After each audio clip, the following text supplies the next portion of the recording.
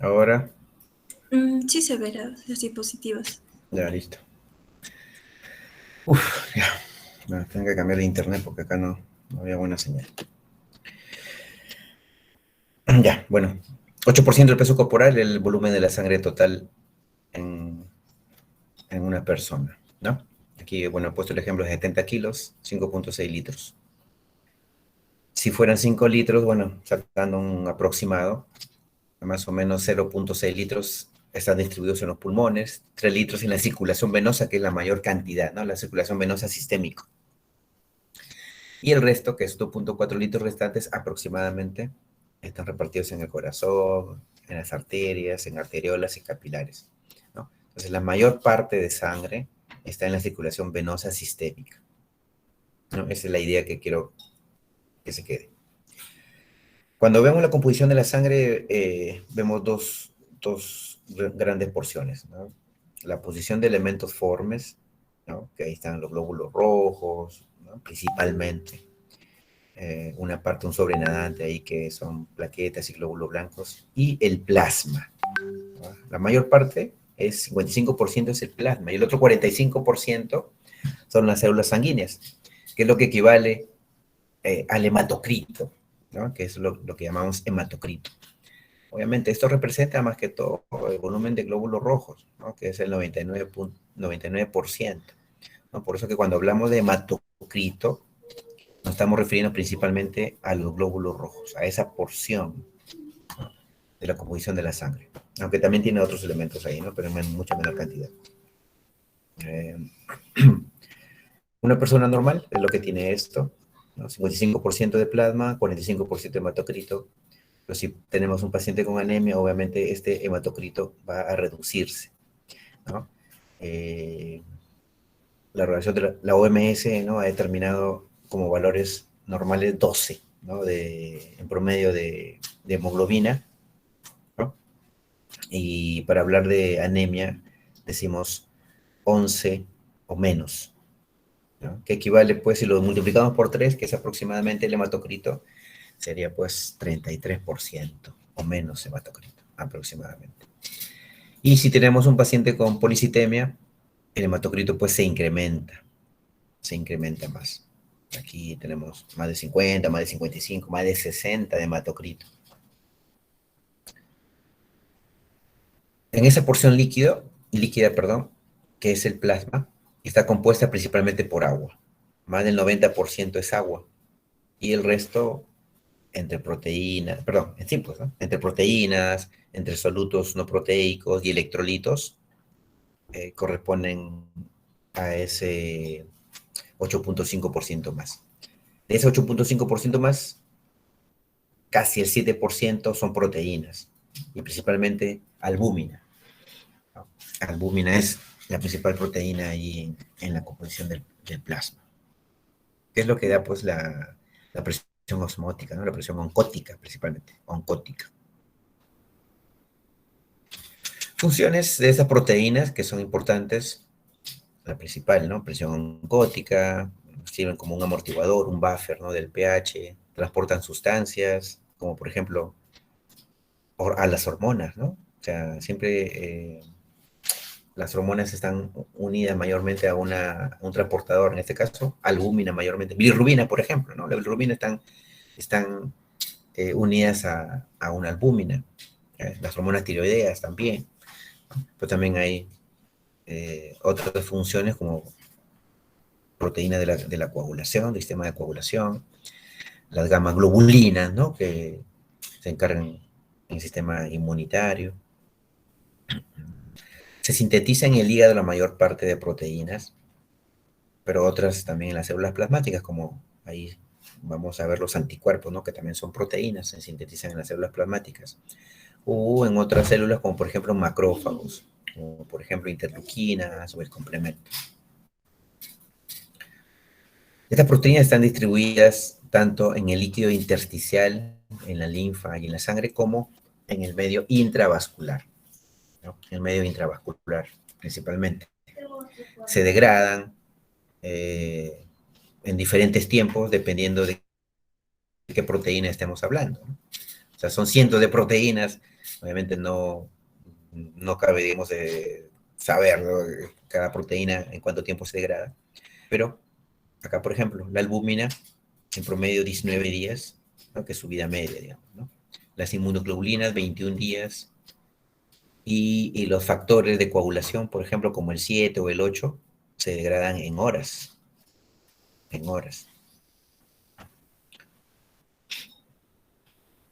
Como hemos dicho, estas proteínas plasmáticas que corresponden al 7% del componente de ese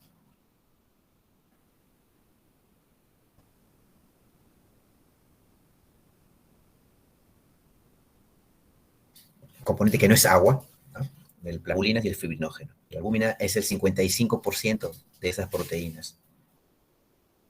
La albúmina es el 40% y el fibrinógeno 4%, que más que todo tiene que ver con parte del sistema de coagulación, ¿no? Este cuadrito de acá es para diferenciar lo que es plasma y suero, ¿no? Lo que es plasma y suero. Si nosotros centrifugamos todas esas eh, células, ¿no?, células y parte del sistema de coagulación, digamos, ¿no?, se van a ir hacia la parte inferior, ¿no?, se van a concentrar en esa parte inferior y van a dejar un sobrenadante que está libre de estos factores de coagulación, ¿no? A eso obviamente le llamamos suero, ¿no?, si lo centrifugamos. Pero si no, va a quedar solamente así como si lo estuviéramos haciendo decantar nada más, y vamos a separarlo, como hemos visto inicialmente, ¿no?, en la parte de hematocrito, una parte intermedia en lo que puede haber células blancas o plaquetas y también los factores de coagulación, y el resto sería el plasma.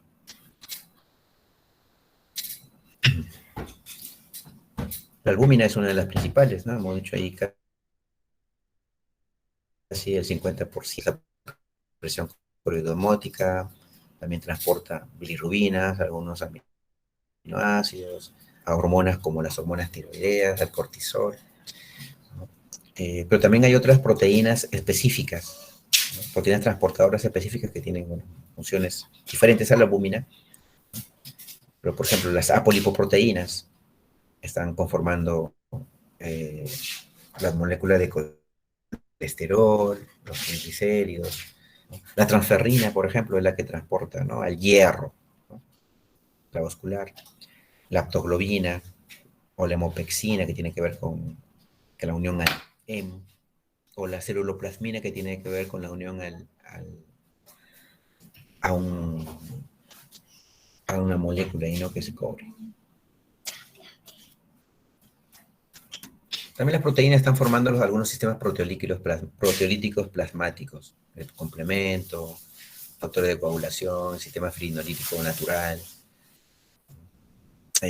Algunas son inhibidoras de las proteasas plasmáticas también, ¿no?, como la alfa-1 antiquimiotripsina, o la antitromina 3, que también son reguladores, ¿no?, de la cascada de coagulación, ¿no? O sea, son funciones diversas de otros tipos de proteínas. Hay otras proteínas que son las llamadas proteínas de fase aguda. Tenemos ahí las interleuquinas, una de ellas es la interleuquina 1.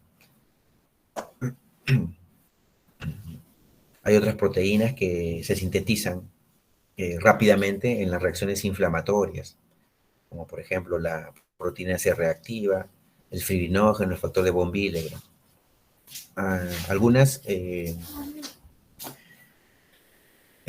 se incrementan, ¿no?, en estas reacciones inflamatorias en pocas horas o en días, ¿no? Las que son más rápidas en aparecer son, por ejemplo, la proteína C reactiva, ¿no? Otras como la alfa-1 glicoproteína puede demorar 12 horas, ¿no?, en aumentar sus niveles, y otras hasta un día o un poco más quizás, como la aptoglobina o la alfa-1 antitripsina.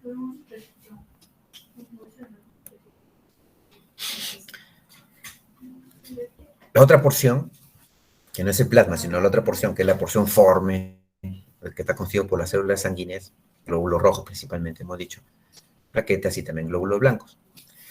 Sabemos que los glóbulos blancos, su recuento es más o menos 5 millones por milímetro cúbico. Tienen una vida media de 120 días y su principal función es el transporte de oxígeno. Las plaquetas, 150.000 a 400.000 por milímetro cúbico, una vida media de 8 a 10 días, y su función es la hemostasia. Y los glóbulos blancos, o leucocitos, entre 4.000 y 11.000 por milímetro cúbico, su tiempo de vida es variable, ¿no? Porque ellos más que todo, especialmente los granulocitos, ¿no? Pueden vivir más tiempo o vivir menos si es que están involucrados, por ejemplo, en una reacción inflamatoria o una reacción o un proceso infeccioso.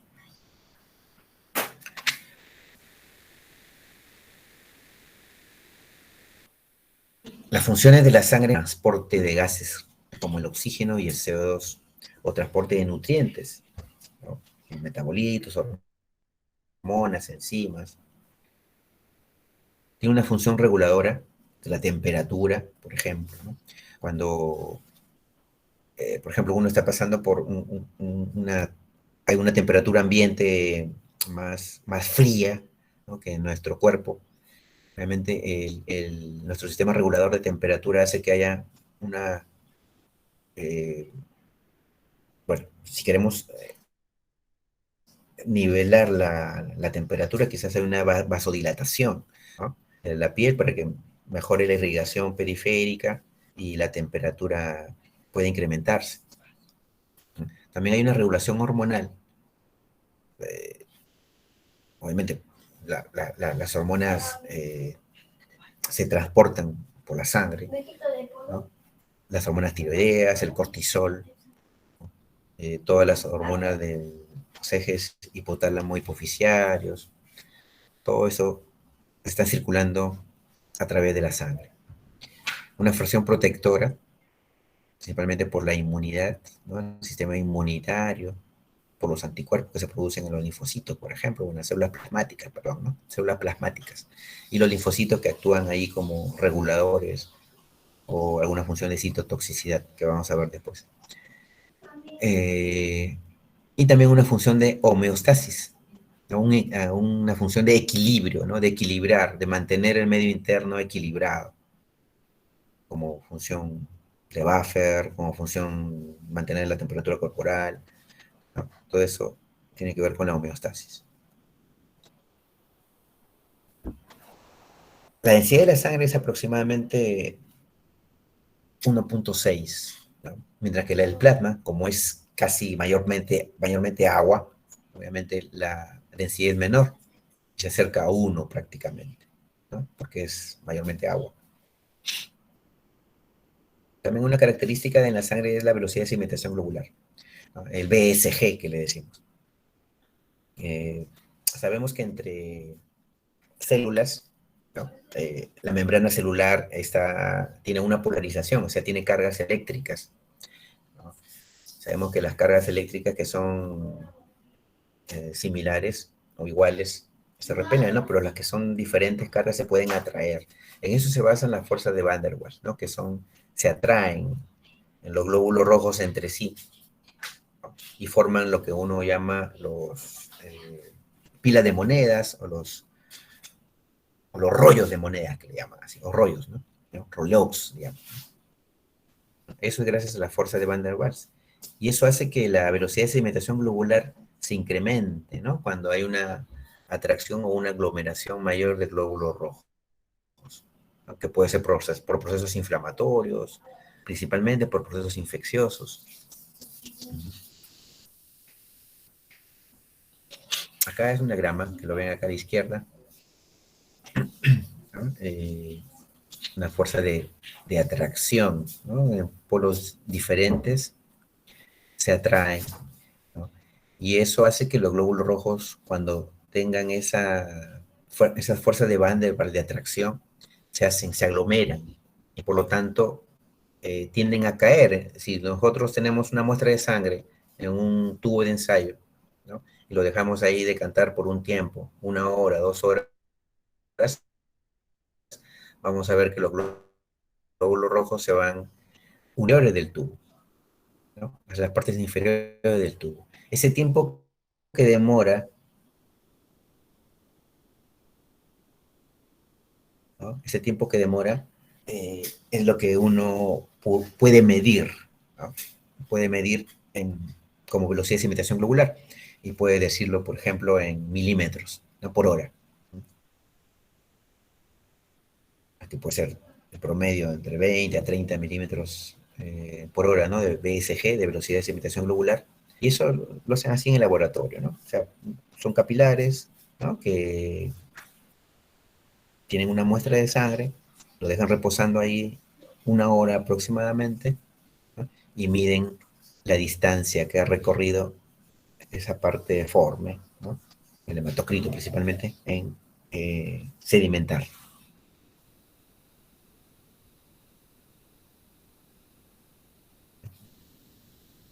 Sedimentar. Acá se ve mejor. El globular, como le vuelvo a repetir, está incrementada en procesos infecciosos, en procesos reumáticos, en procesos inflamatorios generales. Una sedimentación mucho más rápida, ¿no? Se ven estas dos últimas.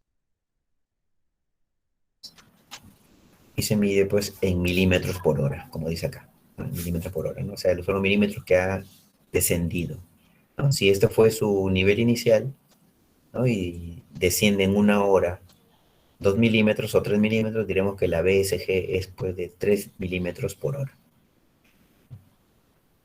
Y si desciende mucho más, digamos, no sé, 20 milímetros, será pues 20 milímetros por hora. Y si desciende 40, será pues 40 milímetros por hora. Bueno, esa parte fue lo general. Ahora vamos a ver lo que es hematopoiesis, ¿no? Que es lo que se refiere a la formación de esos elementos de la sangre, ¿no? Cómo se generan. En todo el transcurso de la formación de estas células, se origina pues de una célula madre que le llamamos célula madre, una célula madre a una célula madre totipotencial o pluripotencial, ¿no? Usualmente estas estirpes se dividen en dos grandes líneas, ¿no? Las células madres mieloides y las células madres linfoides. Obviamente por su nombre ustedes ya han deducido que estas células madres linfoides van a dar origen finalmente, ¿no? A la línea celular de los linfocitos, ¿no? Que puede ser la línea celular de linfocitos B, la línea celular de linfocitos T y también a los linfocitos natural killer. El otro brazo, que son las células madres mieloides, van a dar lugar a las unidades formadoras de colonias granulocitos, eritrocitos, macrófagos, monocitos y megacariocitos, ¿no? O sea, a todo el resto de las líneas celulares. Acá tenemos a mastocitos, a basófilos, a eosinófilos, a monocitos, a neutrófilos, los eritrocitos y las plaquetas, ¿no? Si queremos resumirlo, digamos, acá están de este estirpe mieloide, dan lugar a las plaquetas, a los eritrocitos, y a la mayor parte de glóbulos blancos, en este caso los granulocitos, ¿no? Los granulocitos, porque acá están los linfocitos, que somos no granulocitos o agranulocitos. Eh, Todas estas células, ¿no? Obviamente tienen características diferentes. Si uno ve estas de acá abajo, ¿no? Que son las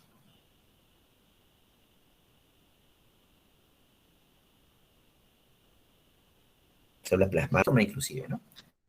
O por alguna característica como algunos gránulos en su citoplasma. Uno la puede diferenciar morfológicamente, ¿no? Esas son las células maduras, pero uno va ascendiendo o yendo hacia atrás, ¿no? En esta estirpe celulares, eh, vemos que eh, van disminuyendo en su maduración, ¿no? Si vamos retrocediendo hacia las células madres, ¿no? Obviamente, las de acá son menos maduras y las de acá son más maduras. Estos progenitores intermedios son los que llamamos progenitores comprometidos. O sea, ya sabemos que estos van a dar lugar a una determinada estirpe celular o a una determinada línea celular. Por ejemplo, una unidad formadora de colonia megacarnocitos sabemos que va a dar lugar finalmente a las plaquetas, ¿no? Estos se pueden diferenciar, sí, inclusive mediante algunas técnicas pues, de celulares, ¿no? De búsqueda de algunos marcadores. Pero sin embargo, estas de acá no se pueden diferenciar morfológicamente, ¿no? Tiene que cultivarse y hacer crecimiento, ¿no? En laboratorio para posteriormente identificarlas. Entonces estas son inmaduras y no se pueden identificar. Estas son las células madres. Entonces, cuando nos referimos a hematopoiesis, nos referimos a la formación de las células sanguíneas. Usualmente esto sucede en la médula ósea,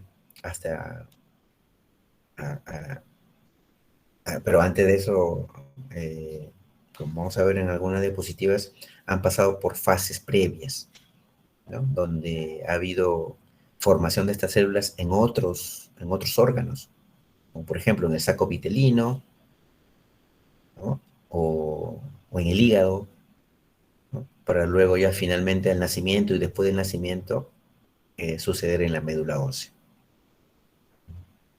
Todas las células sanguíneas proceden de una célula madre hematopoyética o una stem cell.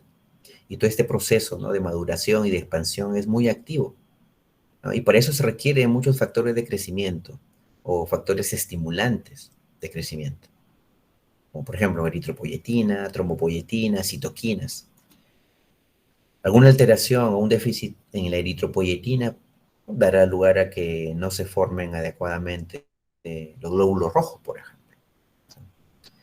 El sistema hematopoiesis tiene tres fases, como voy a repetir: un periodo mesoblástico, que es el periodo vitelino, un periodo hepático y un periodo óseo. Aquí en esta diapositiva podemos diferenciar, ¿no? Ninguno de estos periodos, no es que acabe uno y empiece el otro, ¿no? Sino que se superponen, ¿no? Se superponen. En esta etapa mesoblástica, en donde la generación de las células hematopoyéticas se hacen en el saco vitelino, puede durar, ¿no? hasta el tercer mes, ¿no? Aproximadamente estamos hablando pues de 10 a 12 semanas aproximadamente.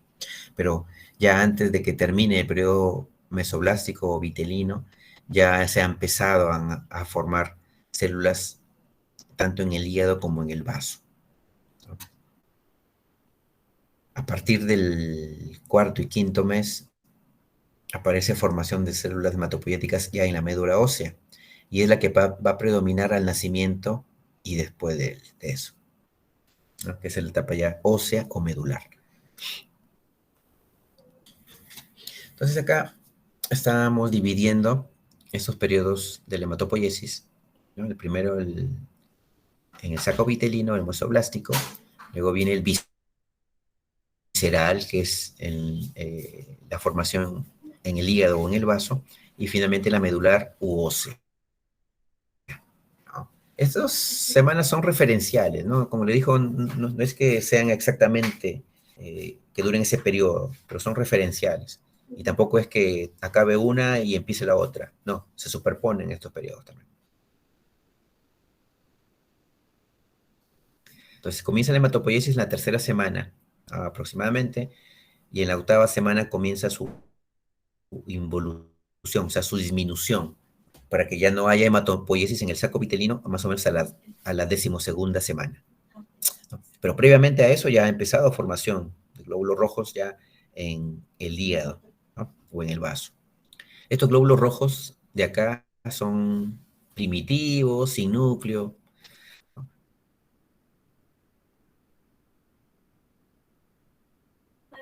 La etapa visceral es preponderante en la vida fetal. Entre el segundo y el séptimo mes se produce tanto en el hígado, principalmente, pero también en el vaso, y también en otros órganos como el timo y los ganglios linfáticos. Principalmente es en el hígado, ¿no? Por eso esta etapa visceral algunos le llaman fase hepática principalmente. Finaliza, o perdón, va disminuyendo paulatinamente y antes del parto, esta etapa medular, que es en el cuarto mes, que vamos aproximadamente de la semana 16, ¿no? Y es la que va a predominar al momento de la gestación y después del parto.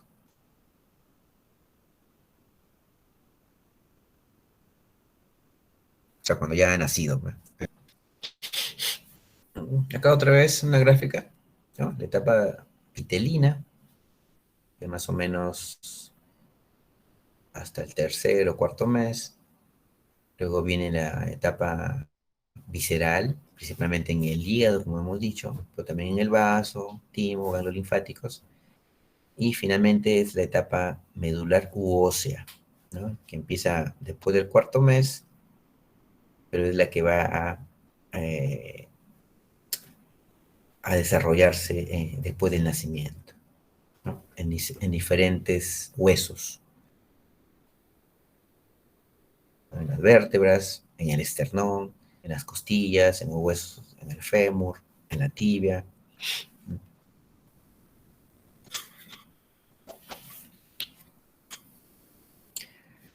A ver, fisiológicamente la médula ósea roja produce hematopoiesis en todos los huesos, en todos los huesos largos, por ejemplo, ¿no? En las vértebras, en la pelvis, hasta los 4 o 5 años aproximadamente, ¿no? Luego esa actividad hematopoyética se mantiene muchos más años, inclusive durante toda la vida, en los huesos pequeños, ¿no? Los huesos cortos, ya no en huesos largos, en huesos pequeños como el esternón, las costillas, en las vértebras y en los huesos de la pelvis, durante toda la vida, pero va a ir disminuyendo, obviamente, ¿no? Conforme pasan los años. Como dice acá en la penúltima,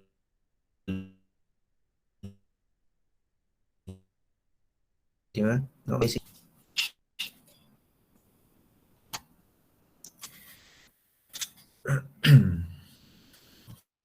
Bueno, acá es para que vean otra vez esos dos grandes brazos,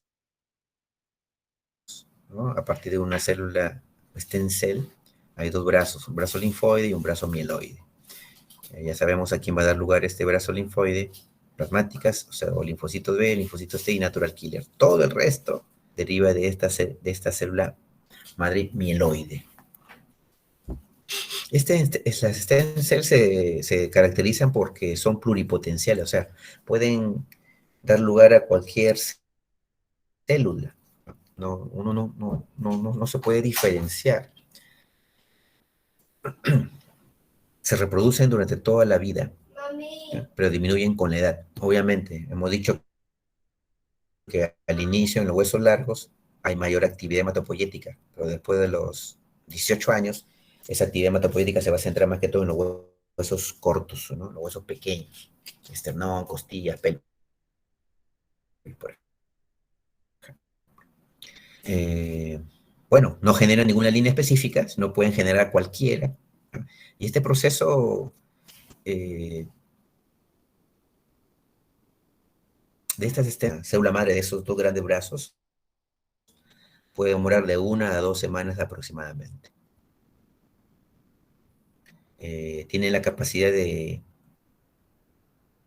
autorrenovación, se pueden diferenciar en otras, ¿no? Y, por ejemplo, la podemos encontrar en algunas partes, ¿no? Al nacimiento. Por ejemplo, en el cordón umbilical. Ahí tenemos personas y algunas empresas también se encargan de conservar, ¿no? Los cordones umbilicales de los recién nacidos. Obviamente eso cuesta, ¿no? Para poder de ahí obtener posteriormente células madres. Ahora sabemos que algunas enfermedades están mejorando los tratamientos gracias a las células madres, ¿no? Parkinson, Alzheimer, por ejemplo, el diabetes, ¿no? Que ya se está entrando, ¿no? En ese tipo de uso de células madres. Eh,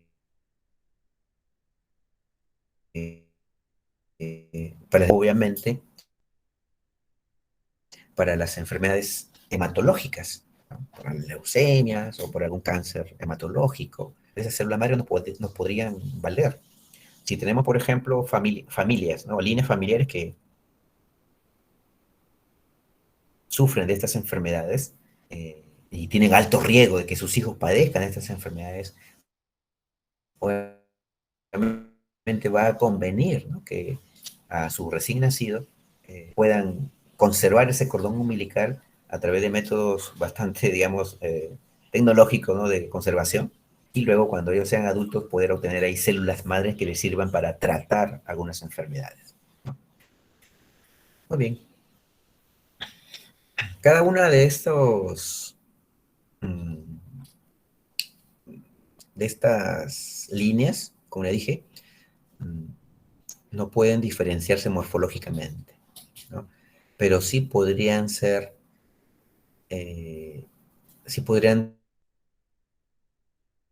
tener un fenotipo, ¿no? O sea, podríamos diferenciar de acuerdo a algún marcador que le podríamos encontrar. Obviamente estas de acá ya se pueden diferenciar morfológicamente, pero aún así, ¿no? Tienen una proteína de membrana, por ejemplo, ¿no? Y estos de acá no se pueden diferenciar morfológicamente, pero sí se pueden diferenciar fenotípicamente, ¿no? Con algún tipo de marcador en esas células, como ahí muestran los gráficos. En todo este transcurrir, ¿no? De la célula madre a estas líneas mieloides o linfoides y a estas unidades formadoras de colonias, ahí también hay procesos, ¿no? De maduración, ¿no? Procesos de maduración, ¿no? De poblaciones de células, ¿no? Y algunas les han dado algún nombre, como por ejemplo a las unidades formadoras de colonias esplénicas, ¿no? A las unidades de repoblación competitiva, o a estas células iniciadoras de cultivos de largo plazo, ¿no? Cada una tiene diferentes días, ¿no? Que se pueden en el laboratorio evaluar su desarrollo.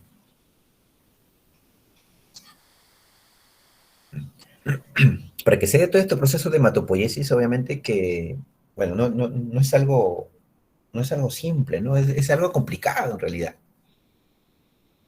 Uno obviamente cuando lo estudia parece simple, ¿no? Pero es bastante complicado. Eh, Tiene muchos factores iniciadores, inhibidores, reguladores, la 1, la 11, eh, el factor de crecimiento, ¿no? De células, granulocitos, monocitos, por ejemplo. Son factores iniciadores. Pero hay otros factores que son inhibidores de la hematopoiesis. Y está, por ejemplo, aquí el factor necrosis tumoral alfa. El factor necrosis tumoral alfa está involucrado siempre en cosas, entre comillas, malas, ¿no? Está involucrado acá como inhibidor de la hematopoiesis, está involucrado, por ejemplo, en el origen del cáncer, ¿no? O está involucrado, por ejemplo, en el origen bueno, en la fisiopatología de la anemia, ¿no? Siempre cuando hablamos del TNF-alfa, siempre es algo no bueno, ¿no? Otro factor inhibidor de la hematopoiesis también es la, el interferón gamma. Y otro factor de, bueno, que también llamamos de transcripción, que son genes, ¿no? Que están asociados a la diferenciación de alguna línea celular. Por ejemplo, acá el GATA1, por ejemplo, o el GATA1, está asociado a regulación de la línea roja.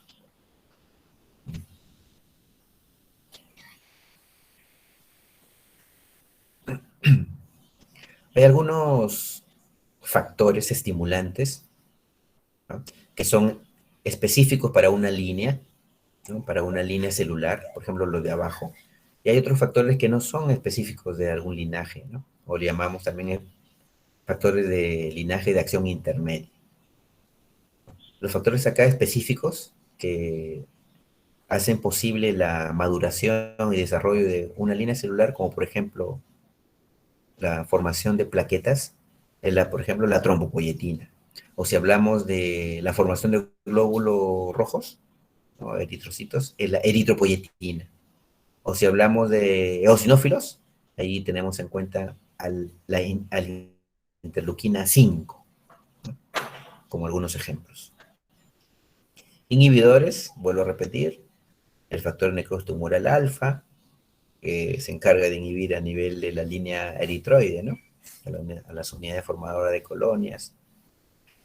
Pero también hay otras, proteínas inflamatorias de macrófagos, o algunos inhibidores del stem cell, o el interferón gamma, como hemos dicho. Son proteínas, eh, sustancias que inhiben la formación de estas líneas celulares. Como le decía, todo este proceso de formación de células, ¿no? O hematopoiesis es complicado. O sea, hay que pensar cómo está el tejido, hay que pensar molecularmente, ¿no? Cómo es ese ambiente, cómo es ese microambiente de la hematopoiesis en una médula ósea, por ejemplo, ¿no? Tenemos ahí hueso, tenemos fibroblastos, tenemos osteoblastos, ¿no? Tenemos células macrofágicas, ¿no? Y ahí hay que tener en cuenta que también intervienen hormonas, regulación hormonal, regulación humoral, ¿no? Eh, Inclusive, ¿no? Estas células que están ahí en la médula ósea, también interacción entre sí, ¿no? Formando algunas moléculas. En este caso, moléculas también para la matriz del hueso, ¿no? La matriz extracelular. Hay también adipocitos, hay una interacción entre célula y célula. O sea, eh, todo esto tiene que funcionar bien para que al final se puedan generar estas células madres, se le pueden las células progenitoras y después unas células maduras.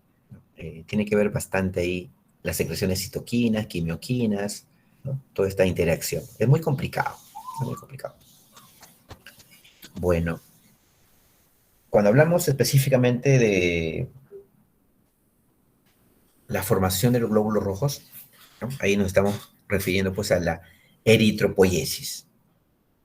La eritropoiesis. Y como hemos dicho, también se requiere, ¿no? Debe haber algunos requerimientos necesarios, mínimos, para que esto se dé. ¿No? Si algo falla, obviamente va a haber una eritropoiesis ineficaz y los glóbulos rojos van a ser destruidos, ¿no? Y no van a llegar a formarse un eritrocito, que es una célula madura finalmente. Para esto necesitamos materias primas, ¿no? Aminoácidos para formar la globina, que es una proteína, o el hierro, por ejemplo, para el grupo M, ¿no? Pero también necesitamos que se dé una síntesis de ADN en forma adecuada. Y en esa síntesis de ADN, para eso requerimos algunas sustancias, como por ejemplo la vitamina B12 o cianocobalamina, o el ácido fólico también, ¿no? Que finalmente va a ir a formar alguna de las bases de este ADN que va a contener esta célula progenitora. Y también necesitamos factores de crecimiento, como hemos visto, ¿no? En este caso, obviamente, de glóbulos rojos, necesitamos eritropoyetina.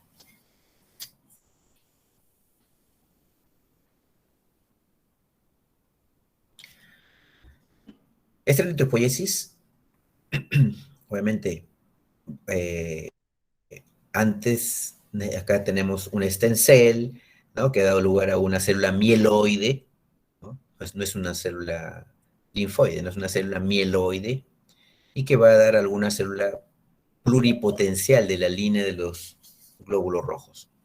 Estas células progenitoras previas a estos eritrocitos, ¿no? Tenemos a las unidades formadoras, a las unidades formadoras de colonias eritrocitos, ¿no? eh, que previamente a que llegue a un proeritroblasto, bueno, tiene algunas divisiones más, ¿no? Entre estas unidades formadoras de colonias, eh,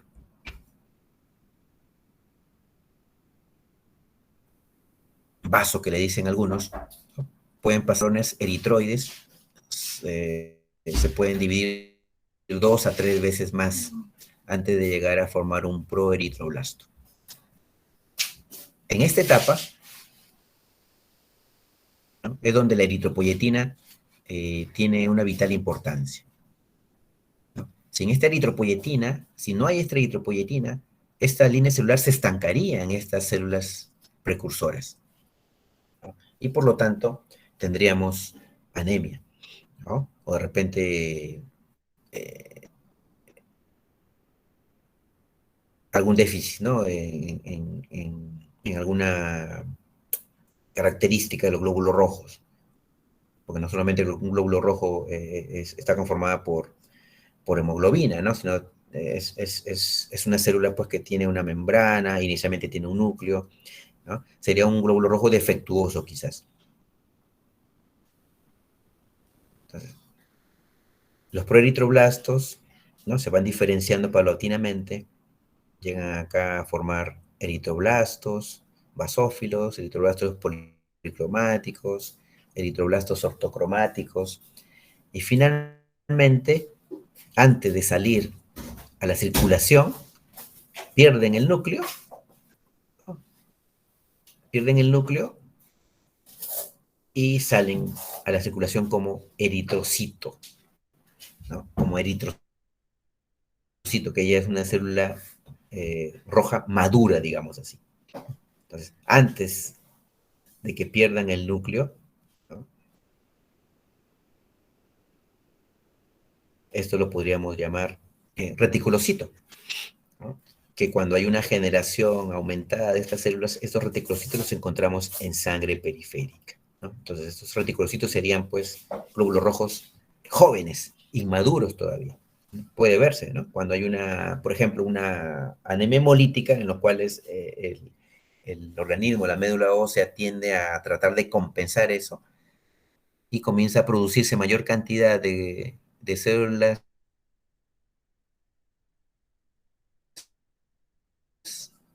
¿no?, que son glóbulos que tienen su núcleo en sangre periférica. Estas células maduras tienen una vida media de aproximadamente 120 días.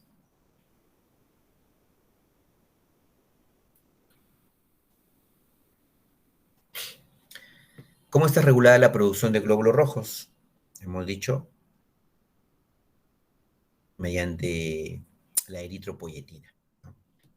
Esa es la principal sustancia, si queremos decirlo así, que regula la producción de eritropoyesis. Mientras que la eritropoyesis es la formación, y es la destrucción de ellos. Esta eritropoyetina es una glicoproteína, ¿no?, de alto peso molecular, ¿no? 39.000 daltons. Usualmente se produce mayormente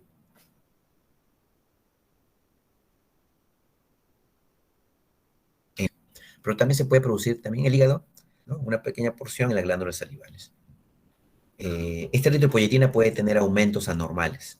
A veces hay tumores renales, ¿no? Por ejemplo, un hipernefroma, ¿no?, que comienza a producir eritropoyetina en gran cantidad, o algunos tumores de la cápsula suprarrenal o hepáticos. Y el control de la secreción de esta eritropoyetina en el riñón está asociada mayormente a la cantidad de oxígeno, ¿no?, o la presión de oxígeno que podamos tener, ¿no?, ya sea en hipoxia o en hiperoxia. Acá tenemos un diagrama, ¿no?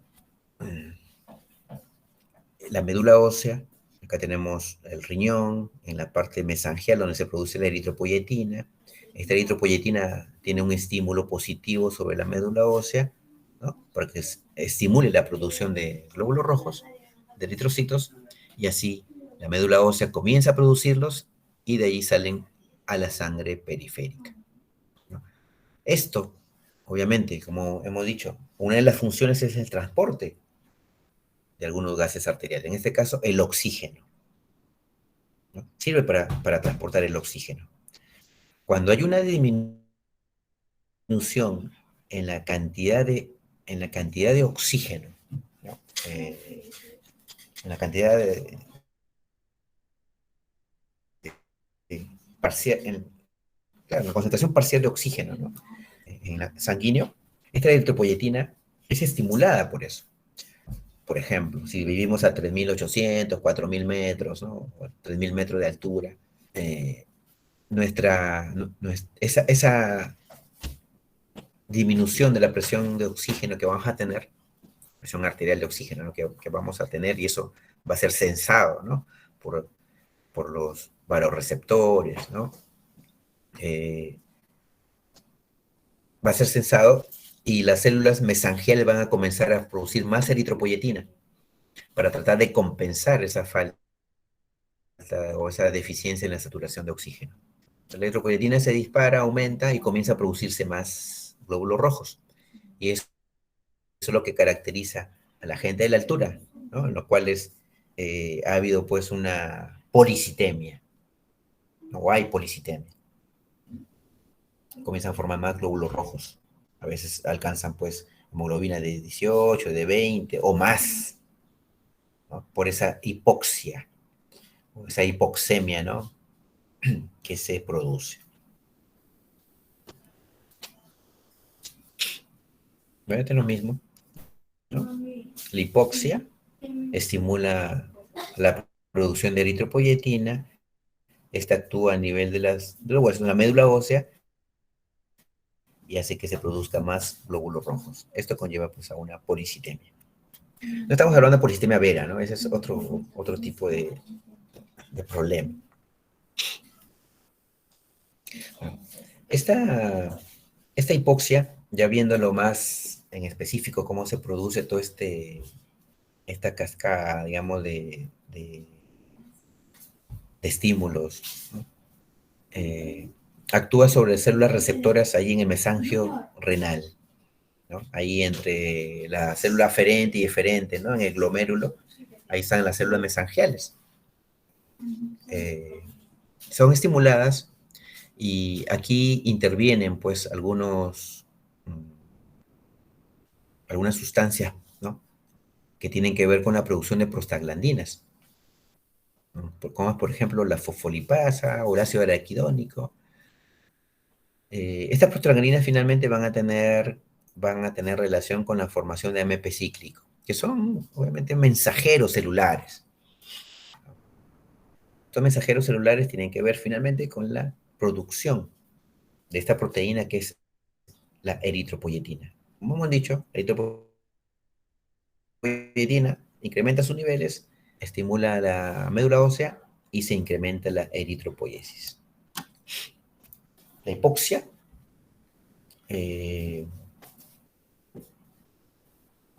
obviamente es producida, o produce, ¿no? Una con una mala difusión de oxígeno, o se puede producir también cuando uno viaja a la altura, ¿no? O también cuando hay anemia, o cuando hay alguna alteración de la afinidad de la hemoglobina por el oxígeno, como sucede en algunas intoxicaciones, por ejemplo, por monóxido, o cuando hay algunas alteraciones en la formación de la hemoglobina. Esta eritropoyetina, como hemos dicho, promueve la transformación de esas células, ¿no? ¿Se acuerdan, no? La BFUE, ¿no? Que se transformaban en CFUE, pero de allí para adelante, en los proeritroblastos, es donde tiene su máxima acción, ¿no? Y puede acelerar la eritropoiesis en 3 a 4 días. O sea, gracias a la eritropoyetina, el tiempo de maduración de esta serie eritroide aumenta. Bueno, el tiempo obviamente se reduce, ¿no? Se reduce en 3 o 4 días. ¿no? Porque esto es acelerado, ¿no? Este proceso se acelera. Si ustedes le preguntan, por ejemplo, a sus papás, ¿no? que han vivido en las épocas de eliminatoria, de fútbol en los años 80, ¿no? 82, por ejemplo. Les cuento como a manera de anécdota, ¿no? Antes, viendo esta fisiología nada más, ¿no? Así, en forma muy simple, ¿no? Bueno, se pensaba pues que cuando iban a jugar los futbolistas a la altura, por ejemplo, a Bolivia, ¿no? A Bolivia, y querían sacar un buen resultado, decían, pues, ¿no? Entonces, si la fisiología nos dice que la eritropoyetina se comienza a estimular, ¿no? Con la hipoxia, y esto se va a aumentar, ¿no? Y vamos a tener más o menos una demora en 4 o hasta 7 días.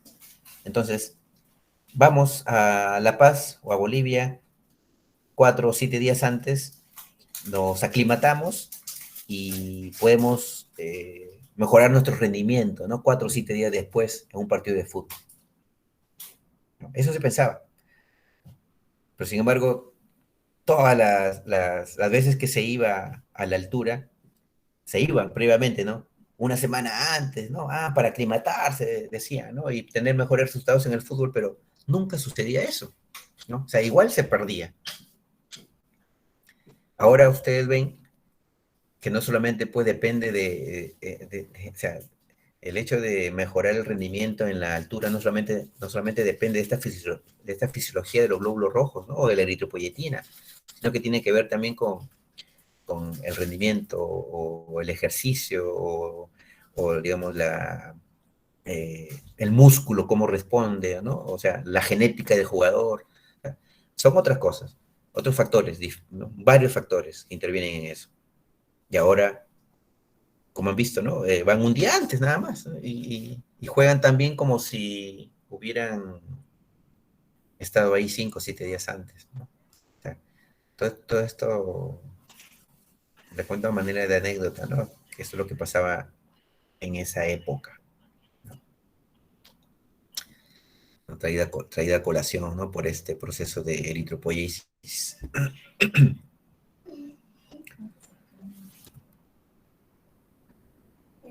A ver, la hemoglobina es un componente importante del glóbulo rojo, ¿no? O sea, el glóbulo rojo sin la hemoglobina quizás no cumpliría la función, ¿no? Para lo que fue formado. Esta hemoglobina está formada por 4 cadenas de globinas, 1, 2, 3 y 4, y cada uno de ellos tiene un grupo M, ¿no? La hemoglobina, como le vuelvo a repetir, está formada por estas 4 globinas y cada globina tiene un grupo M. Cada grupo M tiene este fierro más 2 que puede unirse a una molécula de oxígeno, ¿no? Esta unión es débil, es reversible y es no covalente, para que cuando llegue al tejido periférico pueda liberar rápidamente el oxígeno, ¿no? Donde se requiere. Entonces, cada molécula de hemoglobina puede transportar, ¿no? Como son 4 grupos N, puede transportar 4 moléculas de oxígeno, ¿no? 4 moléculas de oxígeno. Esta es la curva de disociación de la oxihemoglobina, ¿no? O de la hemoglobina, que ya es de repente, la han visto, la van a ver en sus libros. Acá tenemos porcentaje de saturación y acá tenemos la presión de oxígeno en milímetros de mercurio. Usualmente eh, la presión de oxígeno, digamos, en los pulmones podría llegar a 90 o a 100, ¿no? Y el porcentaje de saturación algo similar. Pero lo que acá hay que tener en cuenta es esta curva, ¿no? Y digamos, a una, si se va incrementando más la presión de oxígeno, la saturación casi no varía. Pero en esta curva de acá, tiene más pendiente, ¿no? Pequeñas variaciones, ¿no? En la presión de oxígeno, hace grandes cambios en la saturación, ¿no? Produce grandes cambios en la saturación, ¿no? Si, digamos, la presión de oxígeno baja de 80 a 60, ¿no? La saturación puede caer, ¿no? Pendiente. Si la saturación baja de 60 a 40, podemos tener una caída más todavía, ¿no? Digamos, desde 90 hasta 70, o sea, 20 puntos con una pequeña, eh, acá no, acá se ven pequeños cambios nada más, ¿no? Pequeños cambios en la saturación. Y esto obviamente, esta curva de disociación puede estar alterada por algunos factores, como por ejemplo la fiebre o la temperatura elevada o la concentración de CO2 mayor o la acidosis, una acidosis metabólica, por ejemplo, ¿no? Puede hacer estas grandes diferencias, ¿no? Si aquí tenemos una presión de oxígeno de 40, ¿no? Y donde normalmente podemos tener una saturación de casi 80, cuando se dan estos factores, la curva de disociación se va hacia la derecha, ¿no? Y eso hace que con una misma presión de oxígeno, con estos factores que puede ser fiebre, acidosis, sepsis, no sé, ¿no? Aumento del CO2,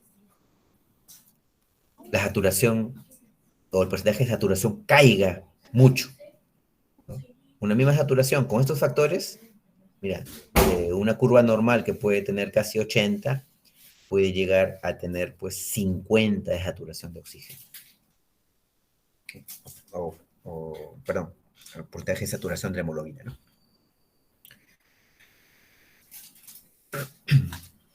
La hemoglobina puede ser de diversos tipos, ¿no? La hemoglobina del adulto, ¿no? Pero también hay hemoglobina fetal. En el adulto esto es lo que propondera, obviamente, ¿no? Es la hemoglobina A, que tiene 2 cadenas beta y 2 cadenas alfa. Eso es lo que tenemos nosotros, ¿no? Pero en la etapa fetal es la hemoglobina F, que tiene 2 alfas, 2 cadenas alfas y 2 cadenas gamma.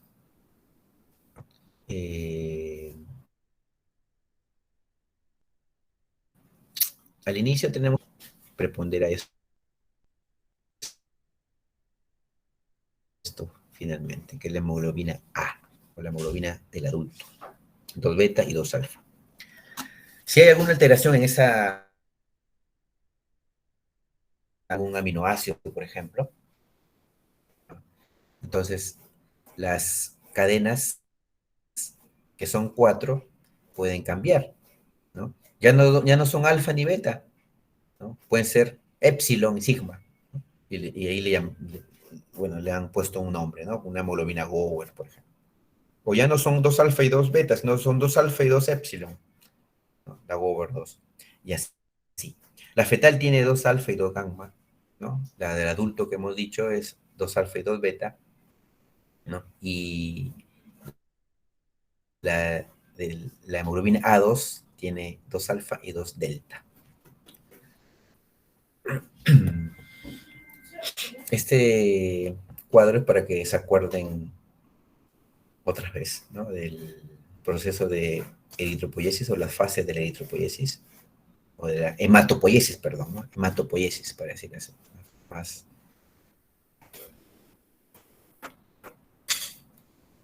¿Aló? ¿Me están escuchando, no? ¿Se han dormido? Sí, doctor. Bueno, ya vamos a acabar ya. Que duermen ustedes, creo. Bueno, la producción en el saco vitelino, ¿no? La producción en el hígado y en el vaso, y la producción en la médula ósea, ¿no? Entonces, acá es para ver el porcentaje de las cadenas de globinas que están presentes en esa hemoglobina, ¿no? En esas fases de la hematopoiesis. Obviamente, si vemos acá, estamos después del nacimiento, ¿no? Y acá tenemos, como dice ahí, cadenas alfa y cadenas beta en hemoglobina. Acá tenemos cadenas alfa y cadenas gamma. ¿Se acuerdan? Cadenas alfa y cadenas gamma. Dos alfas y dos gamma es la hemoglobina fetal, ¿no? Que es la hemoglobina F, que va a estar se va a formar hasta antes del nacimiento, pero lo que queda es un pequeñito porcentaje, ¿no? Que luego eso ya es insignificante, ¿no? En relación a la hemoglobina normal del adulto, que es la que va a preponderar de nacimiento para adelante. Bueno, tenemos talasemias también, ¿no? Las talasemias, que son hemoglobinas anormales, ¿no? En todo caso, la talasemia A, lo que falta, pues, todas son alfas, ¿no? O la talasemia B, o beta, ¿no? Que todos son betas, le faltan las cadenas alfas y así viceversa, ¿no? Tenemos la hemoglobina S, en los cuales en la cadena beta hay una sustitución de algún aminoácido, la hemoglobina C, en los cuales en la cadena beta también hay una sustitución de un aminoácido, ¿no? Que es la ácido glutámico por lisina, ¿no? O sea, son diferentes alteraciones, obviamente, en la conformación de esas cadenas de hemoglobina.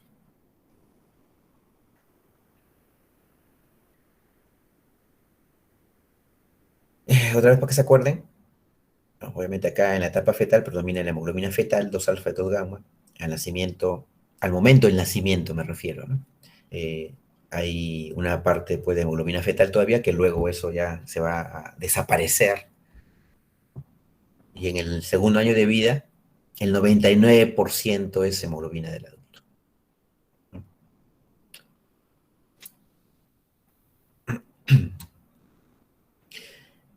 Bueno, síntesis de hemoglobina, formación del EM, todo esto es un proceso pues ahí enzimático, ¿no? En donde se van a formar los anillos pirrólicos que se llaman así. En este caso son tetrapirrólicos, ¿no? Porque son 4 en ese caso. Un ratito, perdón.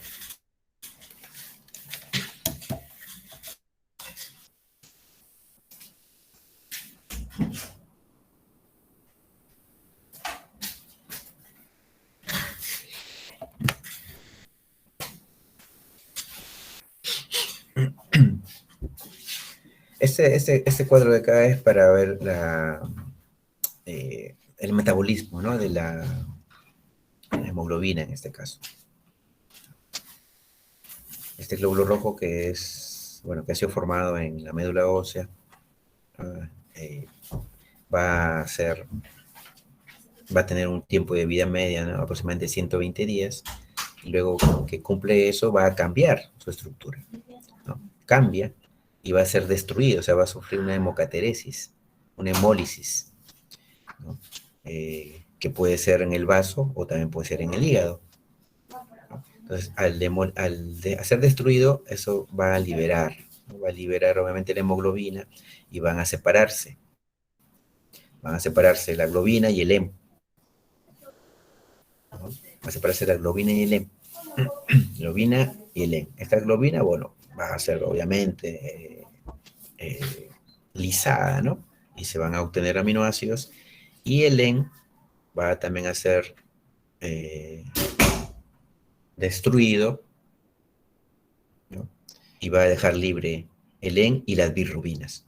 Estas bilirrubinas, como hemos dicho, en el torrente sanguíneo, las bilirrubinas van a libres, ¿no?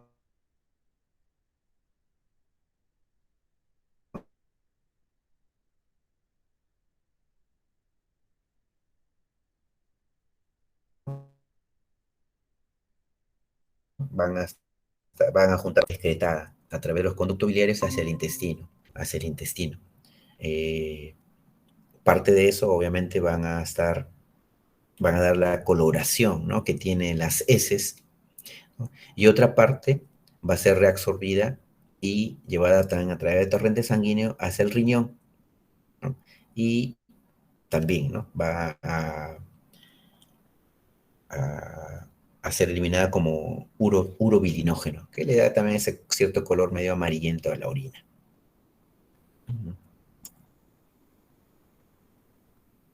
La bilirrubina que no es conjugada, ¿no?, puede permanecer en el torrente sanguíneo como bilirrubina indirecta, ¿no?, que es la bilirrubina que no se conjuga.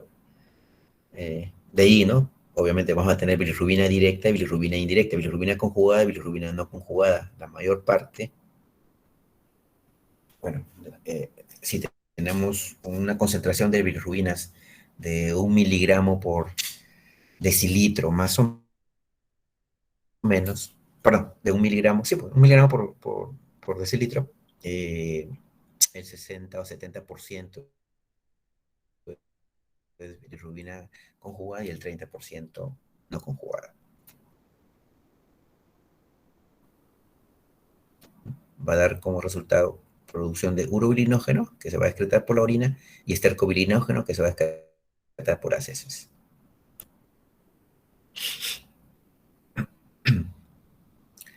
Estos glóbulos rojos que se forman, ¿no?, en la médula ósea tienen aproximadamente un tamaño de 8 micras, ¿no? Y esto es como se ve de frente, este es como se ve de perfil, ¿no?, como un disco bicóncavo, ¿no?, como un disco bicóncavo. Y justamente esa forma, ¿no?, de disco bicóncavo es lo que hace que pase por los capilares que son tan estrechos, ¿no? Porque si fueran esferas, no pasarían por los capilares que son estrechos, tanto, digamos, capilares sanguíneos, capilares en el vaso o en el hígado, ¿no? O sea, se formarían coágulos, ¿no? Se obstruirían los vasos sanguíneos, los pequeños capilares. Pero esta forma hace que pasen fácilmente a través de esas estructuras. Un glóbulo rojo obviamente ya es un glóbulo, un eritrocito ya, o una estirpe celular, ¿no? Un glóbulo rojo maduro, ¿no? No tiene núcleo y contiene esta proteína que transporta el oxígeno que le llamamos hemoglobina, disco bicóncavo, ¿no? Y además, ¿no?, de que esta forma hace que sea más flexible y deformable para que pase por esas estrechas estructuras, aumenta la superficie de intercambio, ¿no? Obviamente esto es importante para captar mayor cantidad de oxígeno, ¿no?, y que sea adherido a la hemoglobina. Estas son microfotografías de los glóbulos rojos, ¿no? Acá, obviamente, son microfotografías en las cuales se puede ver, ¿no?, claramente cómo tienen una concavidad por ambos lados, ¿no?, discos bicóncavos. Estos glóbulos rojos tienen un volumen corpuscular de entre 85 y 95 femtolitros, ¿no? Algunos pueden ser más grandes que esto y le llamamos macrocitos, o pueden ser más pequeños y le llamaremos microcitos. La superficie de hematía es 135 micras cuadradas.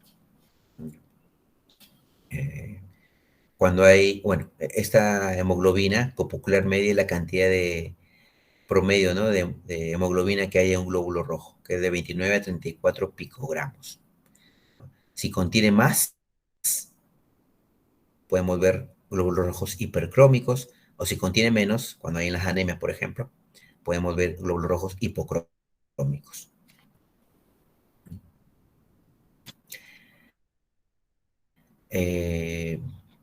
Este glóbulo rojo también tiene una membrana, ¿no?, que es como cualquier célula, que es una membrana, pues, bilipídica, ¿no?, o sea, una bicapa, ¿no?, que tiene también proteínas en su estructura, algunas proteínas que son periféricas y otras que son, bueno, que la atraviesan, ¿no?, como por ejemplo los receptores, ¿no?, o de repente las proteínas que son, que marcan, ¿no?, los grupos sanguíneos. Igualmente, esta composición, proteínas 50%, lípidos 40% y fosfolípidos también. Y hidratos de carbono también tiene. Si fuera un glóbulo rojo inmaduro, ¿no? O sea, que todavía no ha salido a la periferia, pues tendrá un núcleo, como por ejemplo, como los reticulocitos, por ejemplo. Eh, este glóbulo rojo tiene esta característica, ¿no? O sea, esta forma porque tiene proteínas que le dan esta forma en especial, ¿no? Hay proteínas que son periféricas o las proteínas integrales. Estas proteínas tienen una relación entre sí. Una de las importantes proteínas es la espectrina. La espectrina o la actina o el grupo de las anquirinas. Estas proteínas son las que conforman este esqueleto y citoesqueleto del glóbulo rojo. Acá es un diagrama en donde tenemos pues cómo se relacionan estas proteínas de la membrana, ¿no? Como la espectrina o la actina y las bandas, ¿no? Que le dan esta forma. Si alguna de estas proteínas pudiera faltar, el glóbulo rojo cambia en su forma, ¿no? Cambia en su forma. Por lo tanto, ya no sería un disco, perdón, bicóncavo, serían de repente ovalados o de repente esféricos, ¿no? Dependiendo de qué proteína falta. Y eso, alteraciones en estas proteínas son causa, pues, de enfermedades hemolíticas. El glóbulo rojo se mantiene gracias a su metabolismo, ¿no? Al metabolismo de la glucosa, ¿no? Que es lo que le da la energía finalmente, ¿no? A través de este ciclo de Krebs que ustedes ya conocen, ¿no? De biología. De allí, de allí depende la energía que, que va a tener este glóbulo rojo. Pero como no tiene núcleo, obviamente que estas proteínas o estas enzimas no se pueden generar. O sea, con lo que sale ese glóbulo rojo hacia la sangre periférica, ese eritrocito, o sea, esa cantidad de enzimas o esa cantidad de sistemas, ¿no? Enzimáticos, ya no se puede regenerar. Con eso vive, con eso nace y con eso muere ese glóbulo rojo. Otra vez, ¿no? Cuando hablamos de funciones de la sangre, acá también podemos hablar de funciones de los eritrocitos, que son parecidos, ¿no? Transportan oxígeno, mantienen condiciones óptimas a la hemoglobina, transportan CO2 también, ¿no? De los tejidos periféricos hacia el pulmón, mantienen el pH, o sea, un sistema de buffer, y también estos glóbulos rojos nos van a determinar los grupos sanguíneos. Transporte de oxígeno unido a la hemoglobina, mayormente el 98% casi, o si no libre, disuelto en el plasma. Así se transporta el oxígeno en la sangre. Poquito, 1.5% es libre. Transporte de CO2, 70% en forma de bicarbonato, 25% unido a la hemoglobina y el 5% disuelto en plasma, ¿no? Un poco más es el disuelto en plasma que el oxígeno, por ejemplo, ¿no? Comparando el CO2 con el oxígeno.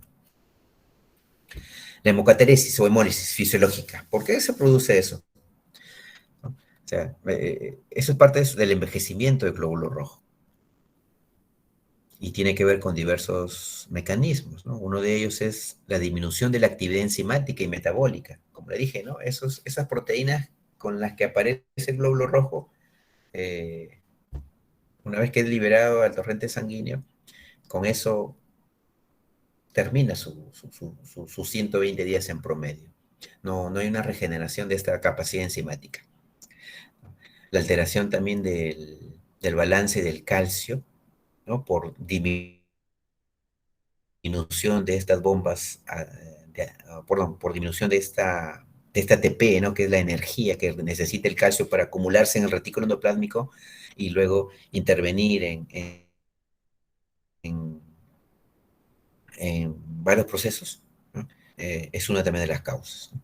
Pérdida de potasio, deshidratación, aumento de la densidad y la viscosidad de la sangre, disminuye la elasticidad del glóbulo rojo. Todas estas características hacen que se envejezca, ¿no? Y se ha destruido el glóbulo rojo.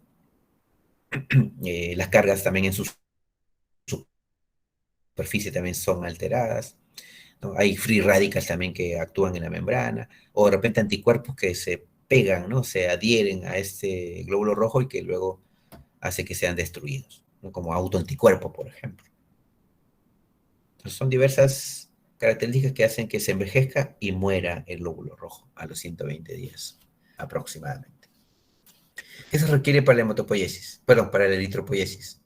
Obviamente, en una población normal, ¿no?, de células eh, progenitoras, un microambiente adecuado, ¿no?, con factores de crecimiento, células adecuadas, ¿no?, de que sirvan de sostén. Eh, los factores hematínicos, como es el hierro, la vitamina B12 también, el ácido fólico, que sirven también para formación de ese ADN, ¿no?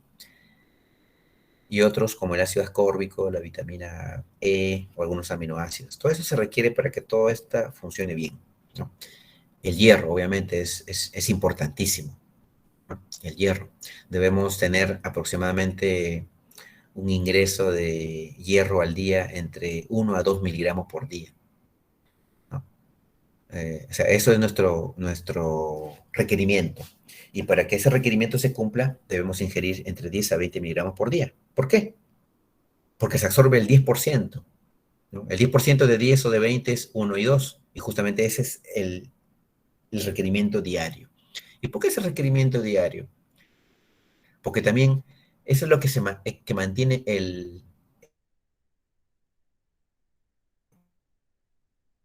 y 2 miligramos, o 1 a 2 miligramos de hierro, es lo que perdemos a diario. ¿Cómo lo perdemos? Lo perdemos usualmente por descamación de nuestra piel, ¿no? Usualmente, o de repente también por el tubo digestivo, ¿no? Una, una vida fértil, ¿ya? ¿No? Miligramos, usualmente es 3 o un poco más, quizás, miligramos por día de hierro. Entonces, ellas deberían tener un requerimiento, bueno, deben tener un requerimiento mayor, ¿no? Por ejemplo, la psoriasis, ¿no? En lo cual hay una descamación mayor en exceso, en exceso. Entonces, las pérdidas corporales ahí van a ser mayores de hierro y por lo tanto ahí vas a tener que requerir una mayor cantidad, ¿no?, de ingesta.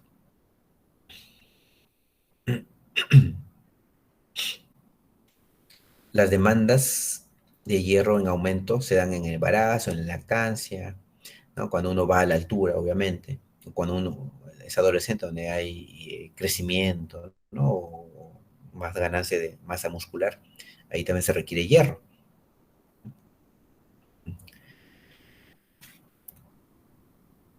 Este es eh, un esquema donde que hay entre la formación de glóbulos rojos y unas sustancias especiales, ¿no? Como por ejemplo la hepcidina, ¿no? La hepcidina que está asociada a las anemias, ¿no?, en las enfermedades crónicas, por ejemplo, ¿no?, o en las enfermedades inflamatorias crónicas, ¿no? Cuando la hepcidina se incrementa, eso hace un efecto negativo sobre la absorción de hierro y también sobre la estimulación de la eritropoyetina en la médula ósea. Y acá diversos factores, pues, ¿no?, como el factor necrosis tumoral alfa, por ejemplo, ¿no?, que hemos dicho, ¿no?, que más bien esto estimula que los glóbulos rojos sean captados, ¿no?, o la hemoglobina sea captada por el macrófago y se almacene como ferritina, ¿no? Se almacena y se almacena y se almacena y no se distribuye a donde se necesita para formar glóbulos rojos, o sea, a la médula ósea me refiero,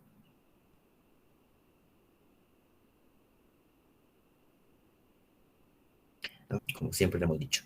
Bueno, y otros, como por ejemplo interferón gamma, que inhibe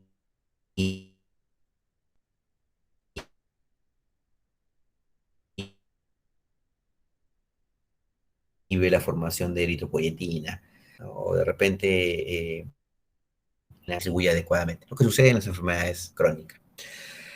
Bueno, ya creo que vamos acabando. ¿Están despiertos? Ya va a ser viernes ya. Sí, doctor. Ah, ya. Creo que hay dos nomás, Sí, ¿no? doctor, Dos más. continúe. Bueno, acabaremos. La importancia del hierro, ¿no? No solamente para la síntesis de hemoglobina, sino también para la síntesis de mioglobina, ¿no? Que está en el músculo. Principalmente para eso. Bueno, también para otras enzimas, ¿no? Que tienen que ver con la dopamina y el GABA. Las deficiencias o causas de deficiencia de hierro, ¿no? Pérdida de sangre, hemorragias, demandas incrementadas, ¿no? Por ejemplo, adolescencia, niñez, lactancia, ¿no? Gestación, absorción intestinal deficiente, de repente algún problema de mala absorción por parasitosis o por de repente por intestino corto, ¿no? O dietas pobres en hierro, ¿no? La gente que a veces son eh, vegetarianos, ¿no? Veganos, o en las zonas más pobres en las que no hay una ingesta adecuada de fuente de hierro. ¿Qué trae como consecuencia eso? La anemia, ¿no? En este caso, por deficiencia de hierro, una anemia ferropénica, pues, ¿no? Una anemia ferropénica. Bueno, he querido hacer pues, más o menos una explicación de todo lo que tiene que ver con eritropoyesis y hematopoiesis, ¿no? Para dar una vista general de lo que es de algunos factores que causan alteraciones en la eritropoyesis y causan anemia. Hemos visto pues así a la volada también la anemia ferropénica, ¿no? Hemos visto la anemia por enfermedad crónica, hemos también dicho algo sobre anemias hemolíticas, ¿no? Por ejemplo, por alteraciones de las proteínas de la membrana, o también hemos mencionado a la deficiencia de vitamina B12, ácido fólico, ¿no? Que puede también causar anemia por megaloblástica, ¿no? Bueno, todo esto tiene que ver al final con mantener un ambiente en la médula ósea adecuado y que tenga todos los elementos que se requieren, ¿no? Ya sean proteínas, ya sean aminoácidos, ya sean lípidos para la membrana, ya sean estimulantes como la eritropoyetina, o ya sean algunas vitaminas, ¿no? Como la vitamina B12 o ácido fólico que se requiere. Y obviamente el hierro, que es muy importante, ¿no? Muy importante en esta eritropoyesis. Bueno, muchachos, la próxima clase la coordinamos para ver lo que es la línea de leucocitos, ¿no? La línea blanca. ¿Sí? ¿Alguna pregunta? Mm, Ninguna, doctor. Doctor, ¿qué bibliografía tomaríamos para leer, para dar el examen? Bueno, ustedes pueden leer su libro de fisiología, pues, ¿no? Que tienen mayormente. Creo que ahí les hemos recomendado el Guyton, ¿no? O también por ahí pueden tener el Gannon, ¿no? Mm, Pero, bueno, algunas cosas de las clases son sacadas de otra fuente bibliográfica, ¿no? Que he tenido que completar ahí, ¿no? Pero con lo que tienen de base y con las clases, bueno, de ahí sale el examen. Con lo que les doy, mejor dicho, ¿no? Con lo que tiene y con lo que les doy acá, de ahí sale el examen, no hay problema. Está bien, doctor. ¿Ya? Bueno, muchachos, ya casi son las 12 de la noche. Más bien, gracias por su paciencia.